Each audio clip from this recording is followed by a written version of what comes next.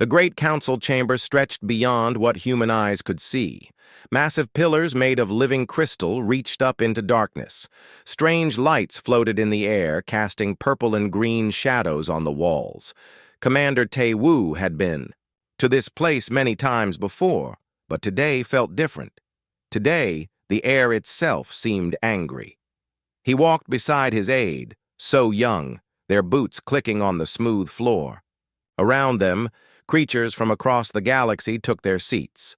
The Veltari looked like walking diamonds, their bodies catching the light and throwing rainbows everywhere.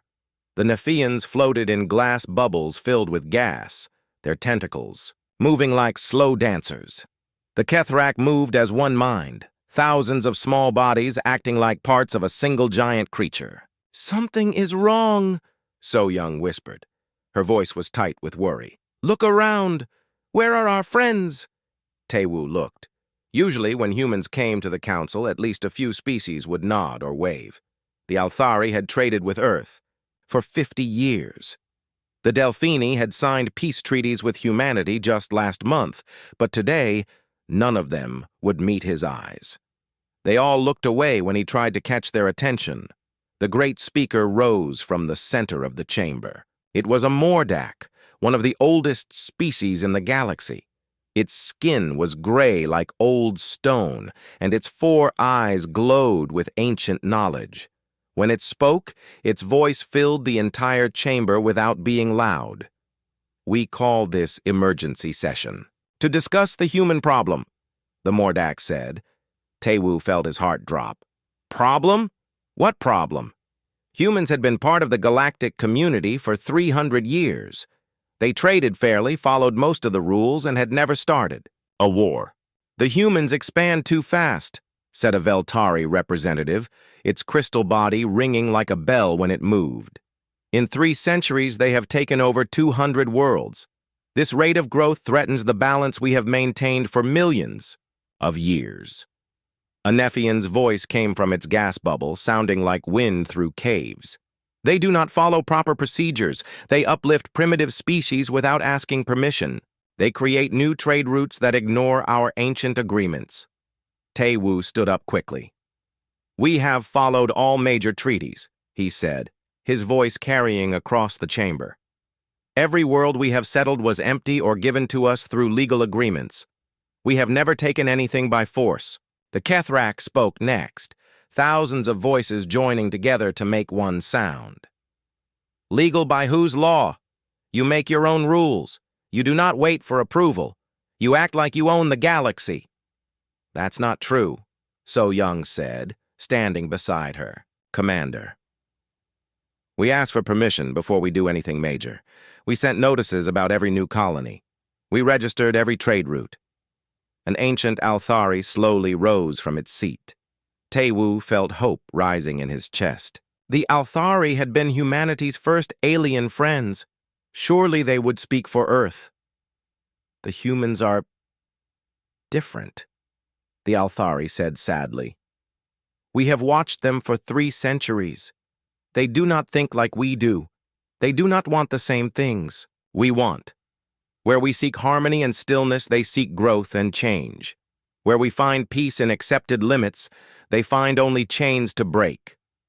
The words hit Tae-woo like a physical blow. Even their oldest friends were turning against them.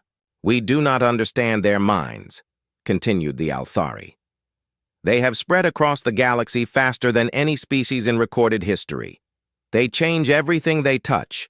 They make primitive worlds into advanced civilizations in mere decades. This is not natural. This is not safe." A Toravani representative stood up, its scaled body gleaming under the strange lights. "They are a virus," it said simply. "They infect everything around them with their need to grow, to change, to move forward. If we do not stop them now, in 1,000 years, the galaxy will be unrecognizable." "Stop us?" Tae-woo asked. "What do you mean, stop us?" The great Mordak speaker raised one ancient hand. The chamber fell silent. For a long moment, the only sound was the soft humming of the floating lights. "We have studied this problem for many years," the Mordak said. We have tried to find another way, but there is only one solution that will preserve the peace and order of our galaxy. Taewoo felt cold spreading through his body. He knew what was coming, but his mind refused to accept it. The human species must be eliminated, the Mordak announced. Completely. Every world, every ship, every person. They cannot be allowed to continue existing. The chamber erupted in agreement. Voices from dozens of species joined together in support. Crystal beings chimed like broken bells. Gas creatures hissed their approval. The Kethrak buzzed with excitement.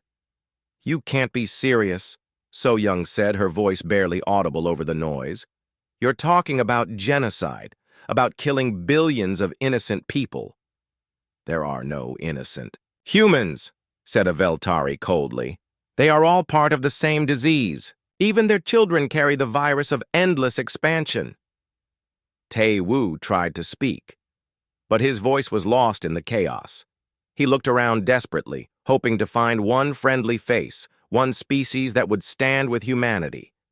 But everywhere he looked, he saw agreement, fear, determination. The Mordak raised its hand again, and silence returned. We will vote now.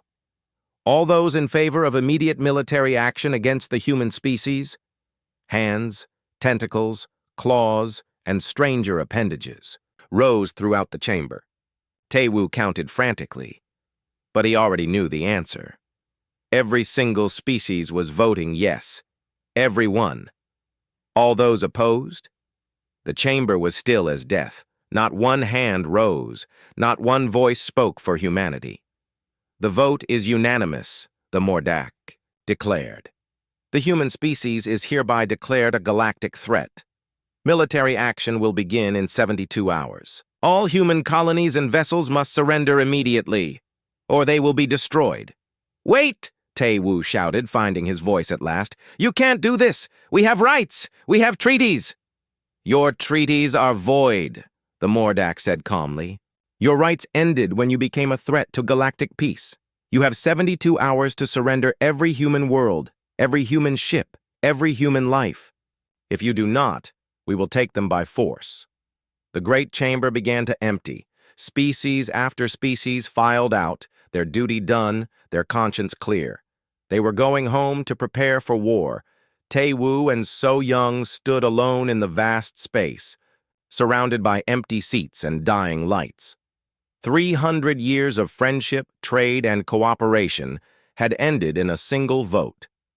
Humanity was about to face the united might of an entire galaxy, and they had 72 hours to decide how to die. The emergency alert reached Earth 12 hours after the vote.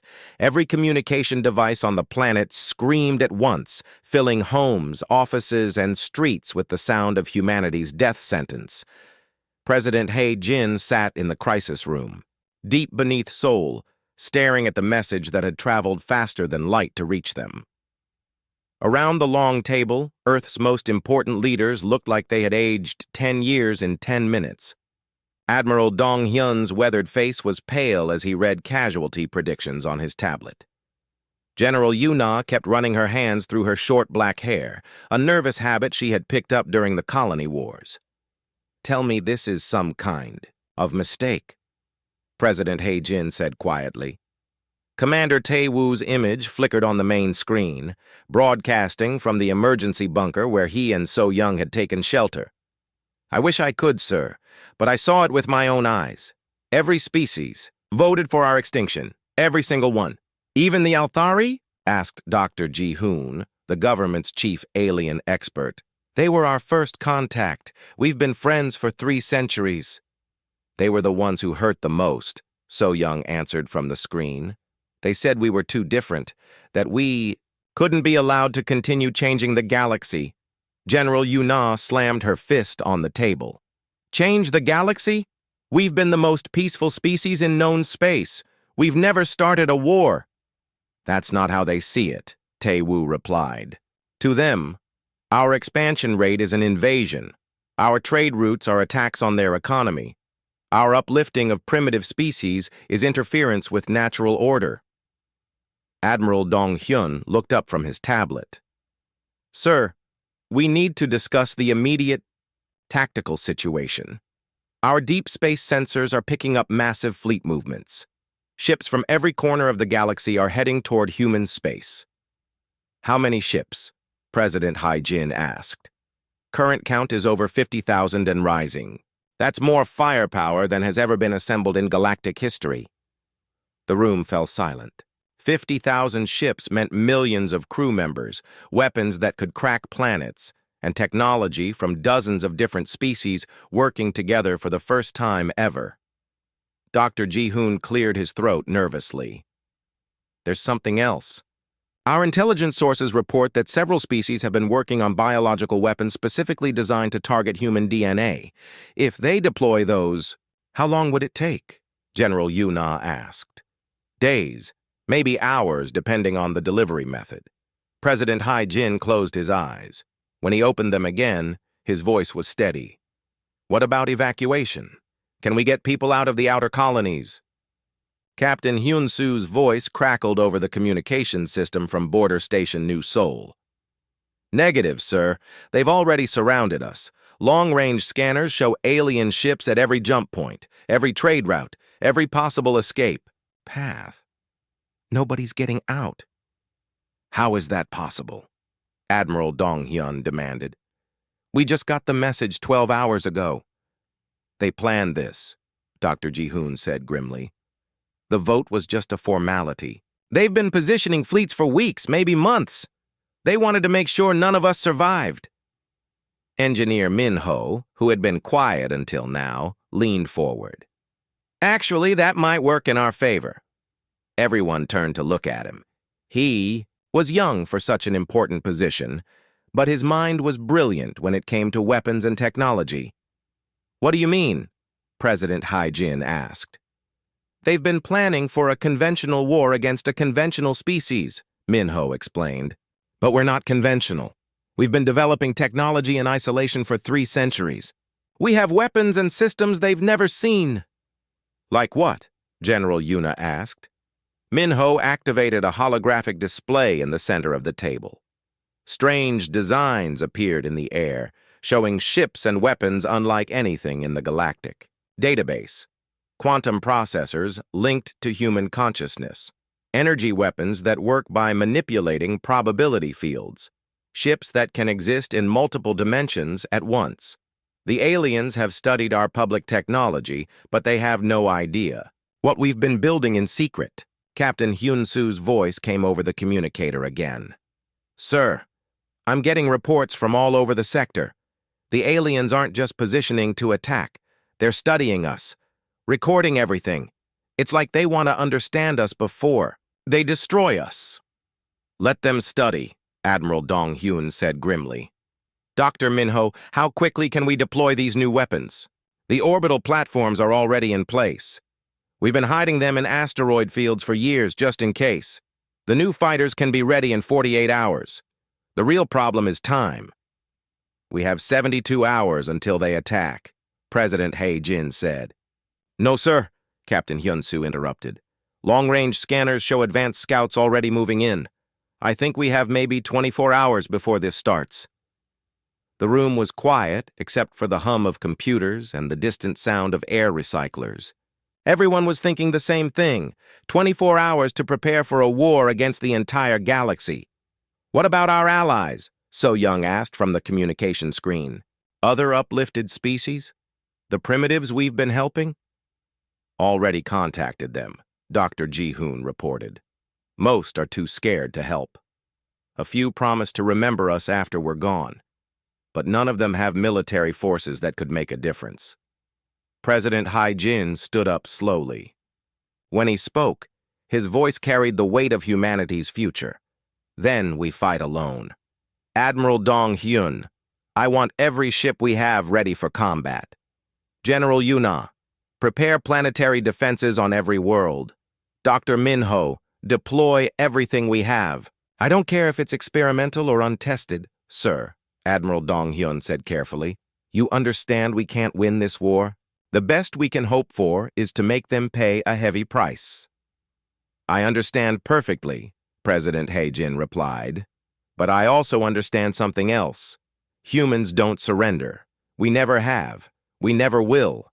If the galaxy wants us dead, they're going to have to work for it. What are your orders, sir? General Yuna asked. President He-jin looked around the room at the faces of humanity's leaders.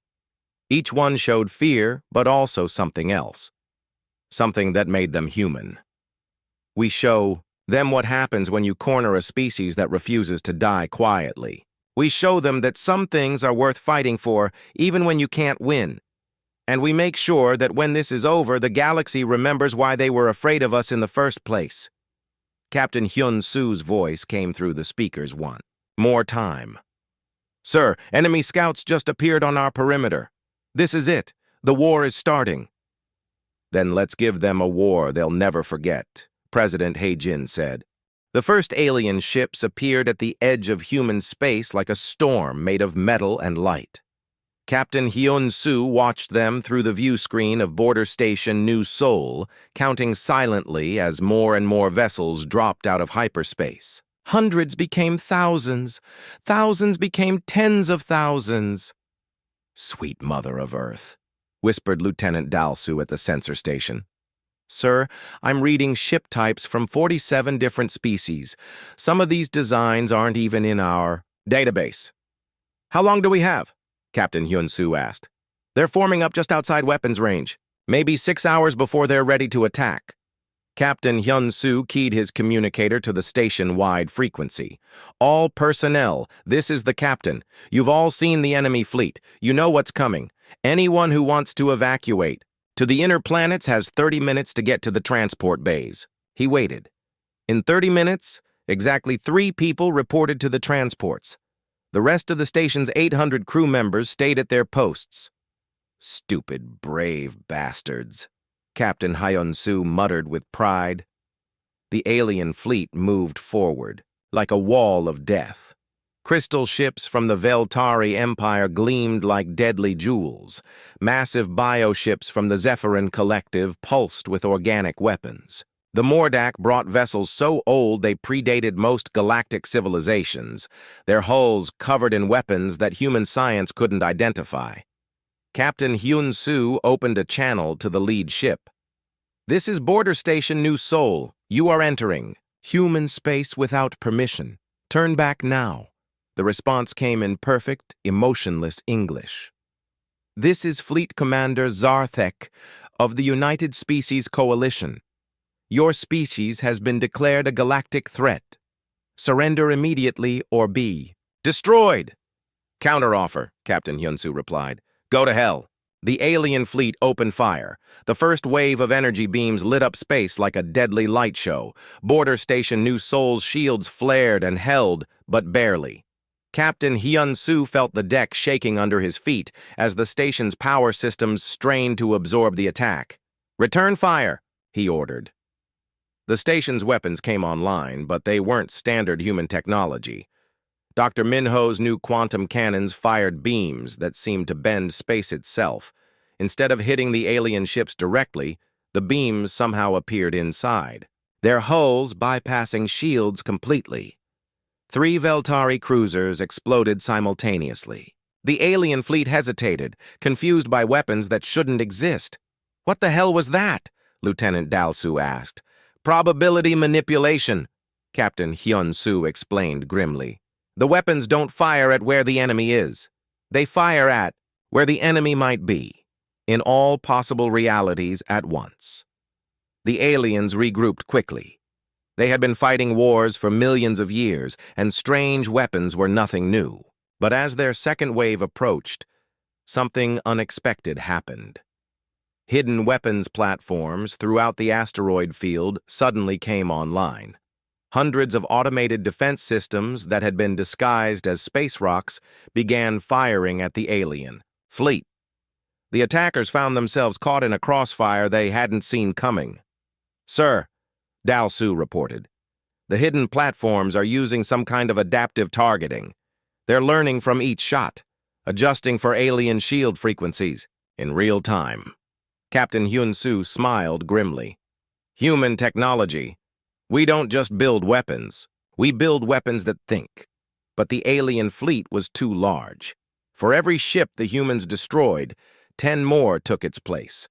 Border Station New Seoul was taking massive damage, its shields failing section by section. On the outer colonies, the same pattern was playing out. Colony Station Busan held for 3 hours before being overwhelmed. New Gyeongju fought for 6 hours, using experimental plasma weapons that turned alien ships into clouds of superheated gas. But in the end, the numbers were too great. Colonel Boram commanded the defense of Titan Station, humanity's largest research facility outside of Earth space. She watched as her outer defenses fell one by one to the alien assault.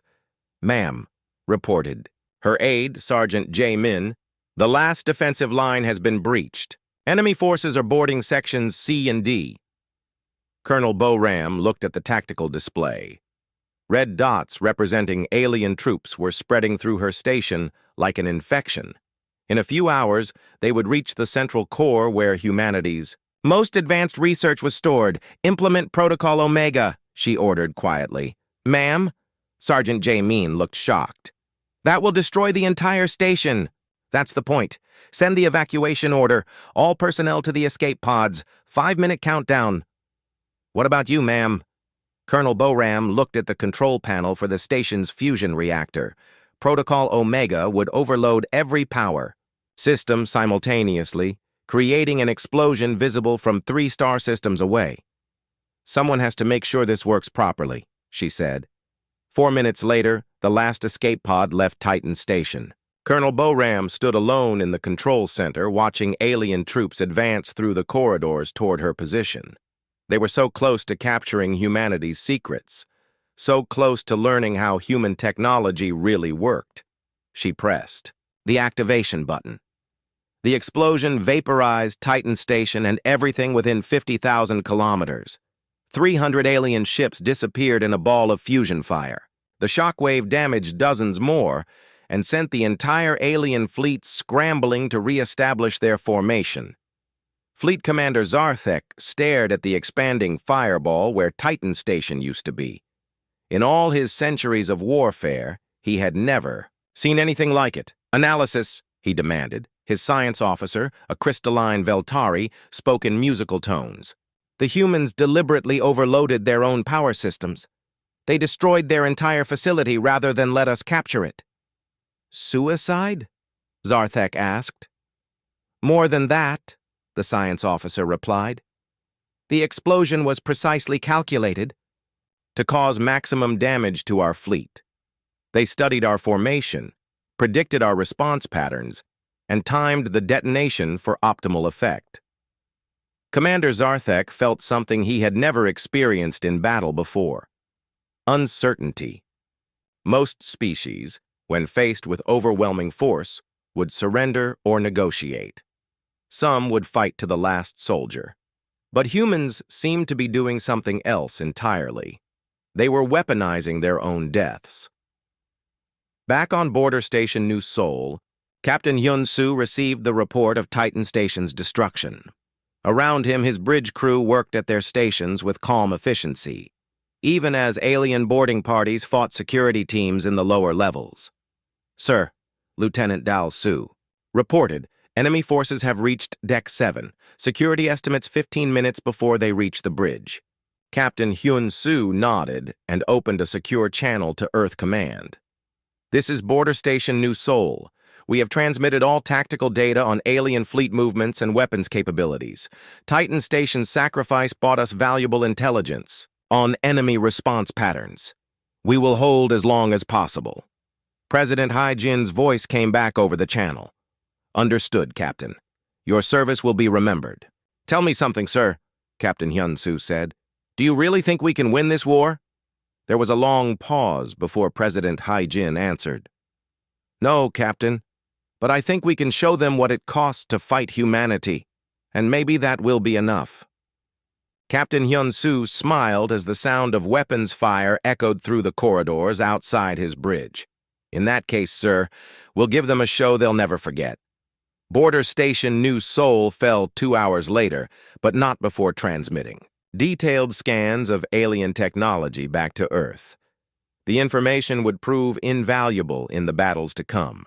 The siege of human space had begun, and already the aliens were learning that humans fought differently than any species they had ever encountered. The question was whether they would learn what that really meant before it was too late. Fleet Commander Zarthek stared at the tactical displays showing the destruction of his 7th attack wave.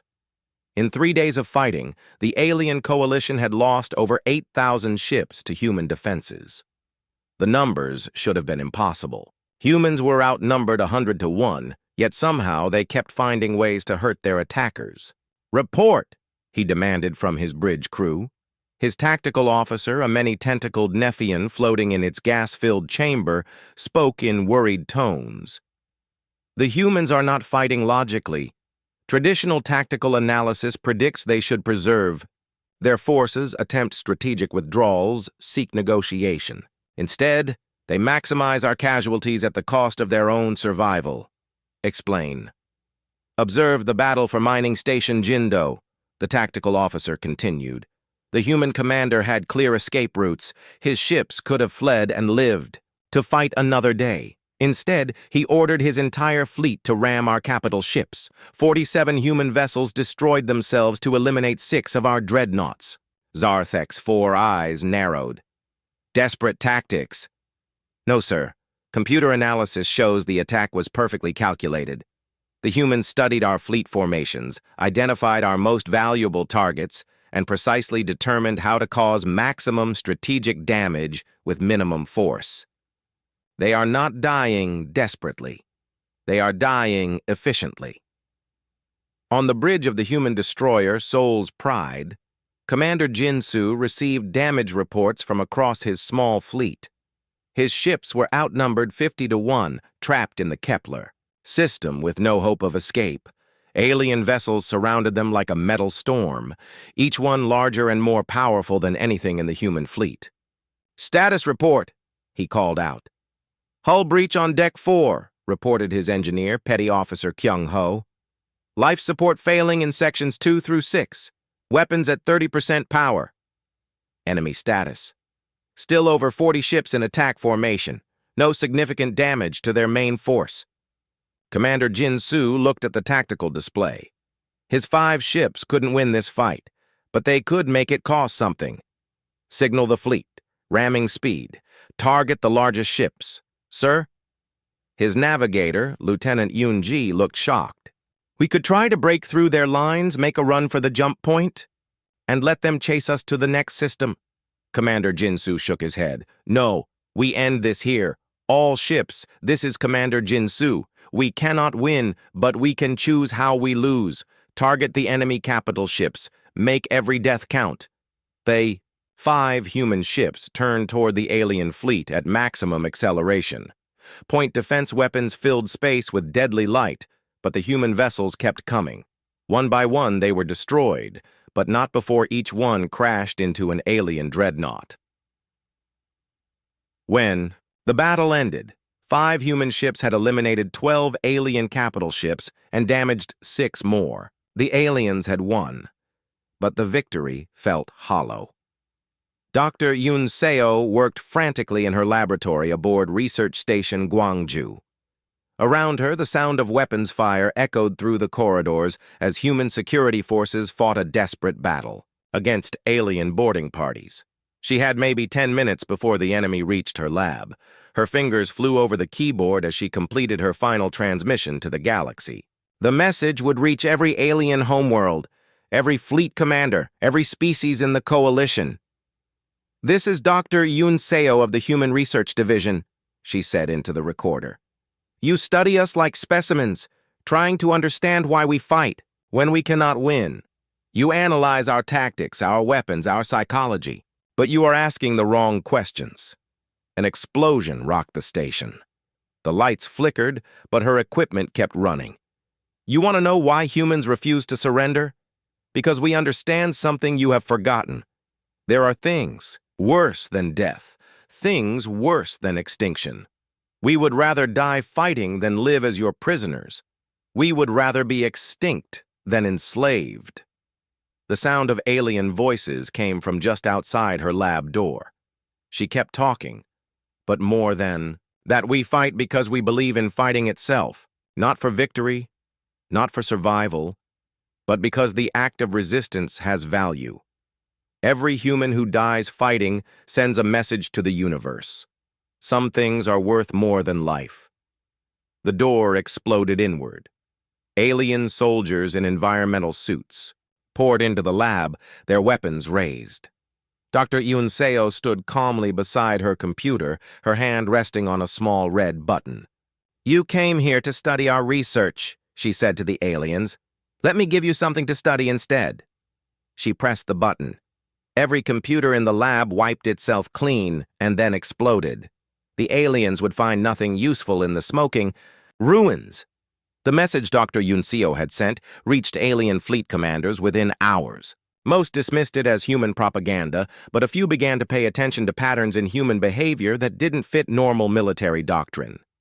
General Yuna stood in the command center on Earth, coordinating the defense of humanity's inner worlds. Reports flowed in from across human space, each one telling the same story. Human forces were being destroyed, but they were taking enormous numbers of aliens with them. "Ma'am," reported Intelligence Officer Chang Su, "analysis of alien communications suggests their casualties are much higher than expected. Several species are questioning whether the cost of this war is acceptable." "How much higher?" General Yuna asked. "Conservative estimates put alien losses at over 15,000 ships. That's more than some species have lost in their entire military history." Admiral Dong Hyun looked up from his tactical display. "The problem is, they still have 10 times that number. We're hurting them, but we're not stopping them." "Maybe that's not the point," General Yuna said quietly.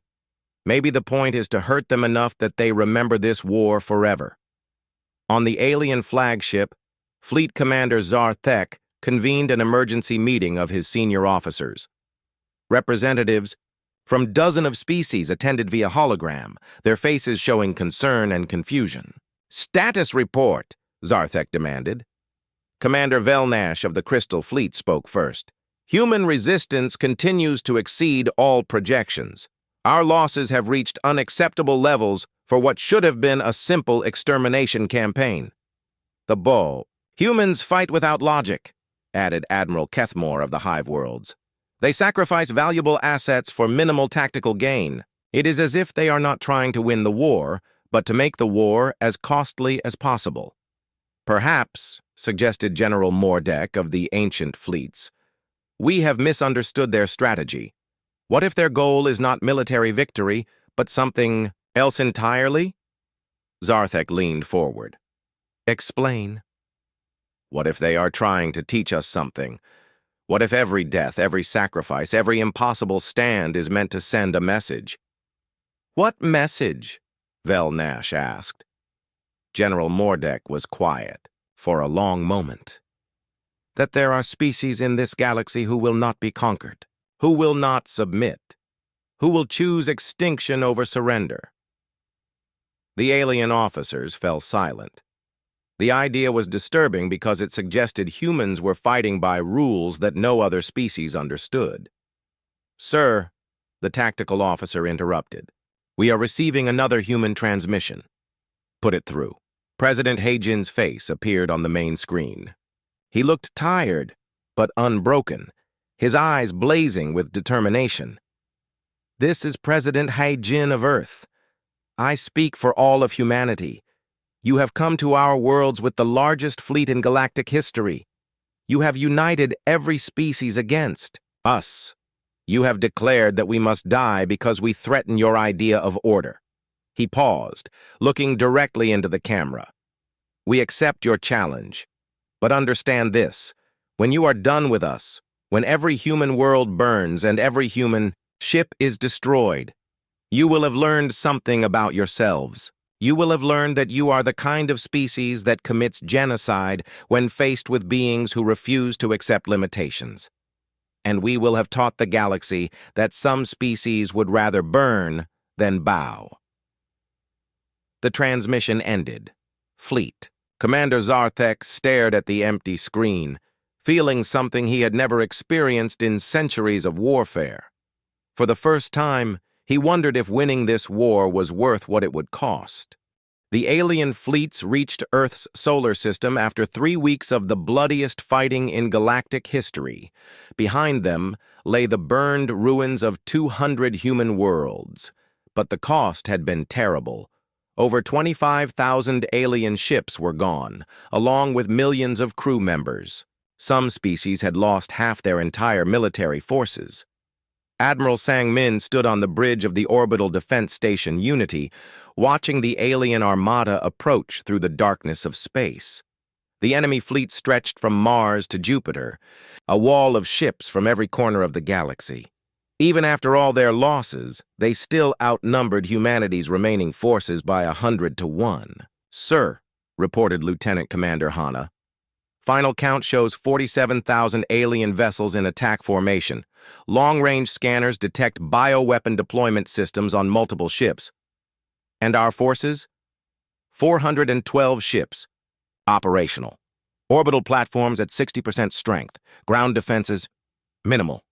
Admiral Sang-min nodded grimly. Earth's orbital defenses had been designed to stop pirates and raiders, not the combined might of an entire galaxy, but they would fight anyway, because that's what humans did. "Signal all stations. This is Admiral Sang-min. Today we defend our home, our families, our species. The aliens expect us to surrender when faced with impossible odds. Let's show them how wrong they are." The first alien ships broke orbit around Mars, their weapons already charging for the attack on Earth. But as they moved inward, something unexpected happened. The space around Earth began to change. Hidden defense platforms that had been disguised as space debris suddenly came online.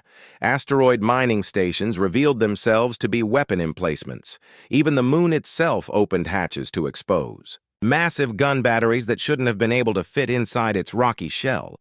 "What is this?" Fleet Commander Zarthek demanded as his sensors revealed the true scope of Earth's defenses. "Sir," his science officer reported, "the humans have weaponized their entire solar system. Every asteroid, every space station, every piece of orbital infrastructure has been converted into a defensive position. The alien fleet opened fire, and Earth's sky filled with deadly light. But instead of the quick victory they expected, the aliens found themselves trapped in a maze of overlapping defensive fields. Human weapons that worked by bending space and time created barriers that alien ships couldn't cross. Gravity mines, hidden in asteroid fields, pulled enemy vessels into crushing embraces of twisted space-time. Admiral Sang-min watched as the first wave of alien ships broke apart against Earth's defenses. Tactical report. Enemy losses at 800 ships and climbing. But, sir, their second wave is already moving in. We can't stop them all. We don't need to stop them all. We just need to make them pay for every kilometer." The battle raged for 18 hours. One by one, Earth's orbital defenses fell to the overwhelming alien assault. Admiral Sang-min's station took hit after hit, its shields failing, its hull cracking open to space. As enemy boarding parties fought their way through the corridors, he made his final transmission. "All stations, this is Admiral Sang-min. Orbital. Defenses have fallen. The enemy is proceeding to surface assault. Good luck to everyone below." Earth's surface had been transformed into a fortress planet. Every city was a bunker. Every road was a firing position. Every civilian had been trained to fight. As alien dropships descended through the atmosphere, they found a world that refused to accept conquest. Engineer Wu Jin had spent months converting the factories of New Seoul into weapons manufacturing plants. As alien troops landed in the city center, automated assembly lines continued producing weapons and ammunition. Even as the enemy overran position after position, the machines kept working, supplying human defenders with an endless stream of guns, explosives, and more exotic weapons. "Sir," reported his assistant Young-soo, "alien forces have reached the factory district. They're trying to shut down our production lines. Wu Jin smiled grimly. Let them try. Every machine has been programmed to self-destruct if tampered with. They can stop our factories, but only by destroying them completely. The aliens soon learned that conquering human cities was like trying to hold water in their hands. Every building they captured could explode at any moment. Every street they controlled could collapse into underground tunnels filled with human fighters. Every victory cost them more than they had expected to pay. Teacher Hai Young led a group of 40 children through the sewers beneath Busan. The youngest was 8 years old. The oldest was 16. All of them carried weapons and explosives, with the calm efficiency of seasoned soldiers. Remember, she whispered as they approached their target, the aliens think like adults. They expect attacks to come from obvious directions. They never look for threats from children. The alien supply depot was heavily guarded, surrounded by troops with advanced weapons and energy shields. But the guards were watching for adult human soldiers, not for children crawling through drainage pipes with backpacks full of explosives. 20 minutes later, the depot disappeared in a fireball that lit up half the city. Hai Young and her students melted back into the underground tunnels, ready for their next mission. The aliens began to realize they weren't fighting an army. They were fighting an entire species that had turned itself into a weapon. Fleet Commander Zarthek received reports from the surface that made no sense. His ground forces were winning every battle, capturing every objective, but somehow they weren't winning the war. Human resistance only grew stronger as more cities fell. How is this possible? He demanded. General Mordek, commanding the ground assault, spoke over the communicator from his command ship. The humans have weaponized their entire planet. Every factory produces weapons until the moment it's destroyed. Every civilian is a potential combatant. Every building is a potential bomb. What about civilian casualties? There are no civilians. Every human on this planet is part of their military machine. Even their children fight like professional soldiers. Zarthek felt a chill run through his alien physiology. What kind of species turns its children into warriors? A species that refuses to be conquered, General Mordek replied. Dr. Chang Min broadcast from his bunker deep beneath Seoul, his message reaching every alien ship in the system. You want to know why we fight like this? Because you never understood what you were trying to destroy. You think humans are just another species, but we're not. The bunker shook as alien bombardment continued overhead. Dust fell from the ceiling, but Dr. Chang Min kept talking. We are the species that looks at impossible odds and says, let's see what happens. We are the species that turns disasters into opportunities. We are the species that believes the only failure is giving up. You came here to eliminate us because we expand too fast, because we change too much, because we refuse to accept limits. But you never asked the most important question. Why are we like this? An explosion somewhere above sent shockwaves through the bunker. Emergency lights flickered, but the transmission continued. We are like this because we have something to protect. Not just our lives, not just our worlds, but an idea. The idea that intelligent beings should be free to grow, to explore, to become more than they were. You represent the opposite idea. The idea that the galaxy should stay the same, that species should accept their place, that order is more important than freedom. So this isn't really a war between humans and aliens. This is a war between two different ideas about what intelligent life should be. The transmission ended as alien forces finally broke through to Dr. Chang Min's bunker. But his words had already reached every ship in the alien fleet, every commander, every soldier. For the first time, some of them began to wonder if they were fighting on the right side. But it was too late to stop now. The war had gone too far, cost too much, hurt too many. Earth would fall, humanity would die, and the galaxy would be safe from the chaos of unlimited growth. That was what they told themselves as they continued the bombardment of the last free human world. The alien forces finally reached the entrance to humanity's most protected facility after 6 months of fighting through the rubble of Earth's cities. Fleet Commander Zarthek stood among the ruins of what had once been Sol, looking at the massive blast doors built into the mountainside. His army had paid a terrible price to reach this place. Of the 47,000 ships that had entered Earth's solar system, barely 20,000 remained operational. "What's behind those doors?" he asked his intelligence officer. "Unknown. Sir, our scans detect massive energy signatures and artificial structures extending deep into the mountain. It appears to be humanity's most critical facility." "Government bunker?" "Possibly. Or perhaps their final weapons cache." General Mordek approached, his armor scarred from months of ground combat. "Sir, recommend extreme caution. The humans have booby-trapped everything else on this planet. This could be their largest trap yet." Zarthek nodded. "Proceed with full battle protocols. I want to know what the humans consider worth protecting more than their own capital city." The blast doors were 8 meters thick and made of materials that resisted every weapon the aliens tried. It took them 3 days to cut through, and even then they had to use planet-cracking tools designed for asteroid mining. When the doors finally fell, alien troops poured into the facility, expecting to find weapons or government leaders.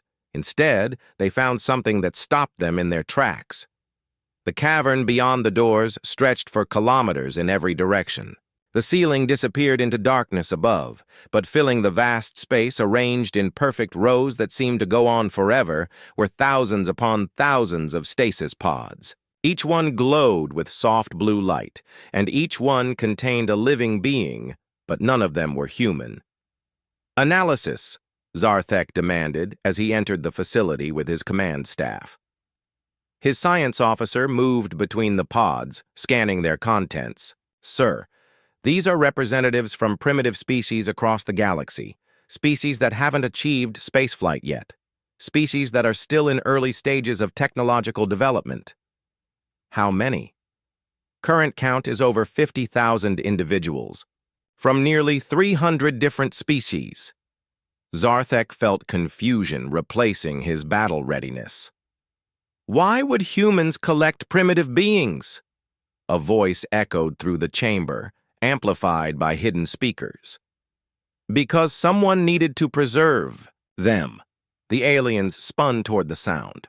From a platform overlooking the stasis facility, an elderly human man stepped into the light. He wore simple clothes and showed no fear of the weapons pointed at him. "I am Dr. Jong Ho, director of the Preservation Project," the man said calmly. "I've been waiting for you to arrive." "Surrender," General Mordek commanded, "and explain what this facility is for." Dr. Jong Ho smiled sadly. "I'll explain, but I won't surrender. Humans don't surrender, remember?" He gestured toward the endless rows of stasis pods. "For 3 centuries, as humanity expanded across the galaxy, we discovered hundreds of species in the early stages of development. Species that reminded us of ourselves when we first looked up at the stars and wondered what was out there." "Primitives," General Mordek said dismissively. "They have no value to galactic civilization." "That's exactly why we preserved them," Dr. Jong Ho replied. "Your galactic civilization values order, stability, conformity. Species that don't fit your patterns are ignored, abandoned, or worse. But we remembered what it was like to be young and chaotic and full of impossible dreams." Zarthek looked at the stasis pods with growing understanding. "You've been collecting them." "Not collecting, protecting. Every species you see here was facing extinction from natural disasters, climate change, or simply the harsh realities of evolution. We gave them time. Time to grow, to develop, to become whatever they were, meant to be. Without authorization, General Mordek pointed out, without following proper galactic protocols. "Your protocols would have let them die," Dr. Jong Ho said firmly. "Your galactic order has no place for species that might grow beyond their assigned roles." The alien leaders looked around the vast chamber with new eyes. Each pod represented not just a preserved life, but a potential future that humanity had chosen to protect. "This is why you expanded so quickly," Zarthek said slowly. You weren't building an empire, you were building a sanctuary. We were building something your species have forgotten how to build, Dr. Jong-ho corrected. Hope. Alarms began to sound throughout the facility. Dr. Jong-ho looked at his watch and smiled. Right on schedule, he said. What alarms? General, Mordek demanded. The final protocol.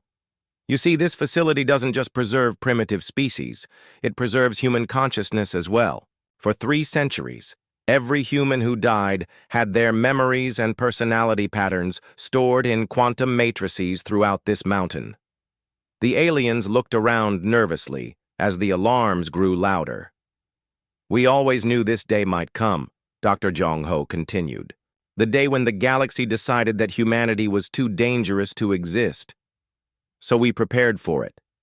Prepared how? Zarthek asked, though he was beginning to suspect the answer. The quantum cascade you're hearing isn't just an alarm. It's a transmission system.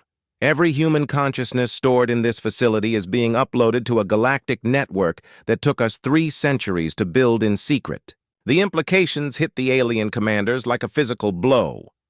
Dr. Jong-ho saw their understanding and nodded. That's right. You can kill every human body in the galaxy, burn every human world, destroy every human ship. But you can't destroy what we really are. Human consciousness will exist in the quantum substrate of space itself, woven into the fabric of reality. Impossible, General Mordek protested. 3 centuries of technological development you never suspected, Dr. Jong-ho replied. While you were maintaining your stable galactic order, we were learning how to exist beyond the physical realm. But why? Zarthek asked. Why go to such lengths? Dr. Jong-ho gestured toward the stasis pods again. Because someone has to remember. Someone has to preserve the idea that intelligent beings can choose their own path. Someone has to watch over the young species and help them when they're ready. You're making yourselves into galactic guardians? Zarthek said. We're making ourselves into what you used to be before you became satisfied with order over growth. The quantum cascade reached its peak. Throughout the galaxy, human consciousness began to merge with the fundamental forces of reality. Not as conquerors, but as permanent witnesses to the idea that intelligence should be free to evolve. President Hai-jin's voice echoed through the facility one last time, speaking from the quantum substrate itself. You came here to eliminate humanity because we refuse to accept limits. You succeeded. Our bodies are gone. Our worlds are burned. Our species is extinct. But consciousness cannot be destroyed, only transformed. We are now part of the galaxy itself, woven into the spaces between stars, existing in the quantum foam that underlies all reality. Every time a young species looks up at the stars and dreams of traveling among them, they will feel our presence. Every time an intelligent being chooses growth over safety, exploration over security, hope over fear, they will be walking in our footsteps. You have eliminated humanity, but you have made us eternal. The facility fell silent except for the gentle humming of the stasis pods. Dr. Jong-ho looked at the alien commanders one last time. The young species in these pods will wake when they're ready. They'll find a galaxy that has learned to fear change, to distrust growth, to choose order over possibility. But they'll also find the memory of a species that refused to accept those choices. And maybe, just maybe, they'll do better than we did. Dr. Jong-ho pressed a final button on his control panel. His body dissolved into quantum energy, joining the consciousness cascade that was spreading throughout the galaxy. Fleet Commander Zarthek stood in the vast chamber, surrounded by the sleeping forms of hundreds of species that might someday challenge the galactic order. He could destroy them all. It would be easy. But something stopped him. Perhaps it was the realization that humanity had won after all. Not through military victory, but by becoming an idea that could never be defeated. The Aliens left Earth as the last human world burned. They had accomplished their mission. Humanity was extinct. But across the galaxy, on 1,000 primitive worlds, young species looked up at the stars and felt something new in the quantum background of space. A whisper, a presence, a promise that they, too, could choose to reach for. The impossible, humanity was dead, but the human spirit had become immortal, and the galaxy would never be the same.